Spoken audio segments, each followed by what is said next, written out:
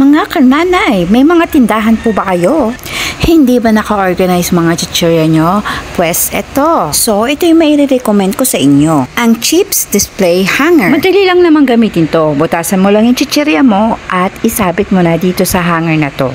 Kasi dati, ang mga chichirya ko, pinapatong ko lang yan sa mga dividers. At kapag hindi nagkasya, doon ko lang siya ilalagay sa boxes. Pagkatapos, pag naubos yung mga display ko, saka na lang ako ulit magdi-display ng bago. So, ang tendency, hindi nakikita ng customer yung mga display mo kasi nakatago nga sa boxes. Kaya nag-research ako kung ano yung pwedeng gamitin para ma-organize ang mga chichirya mo. O, diba ang ganda ng display? Very organized at napakalinis tingnan. Syempre, mas lalong maiengganyo ang mga customers na pumili sa tindahan mo. So, kung gusto mo talaga ma-organize ang mga chichirya mo sa tindahan mo, ay wag nang patagalin pa. I-click mo lang yung yellow basket sa baba at mag-order na.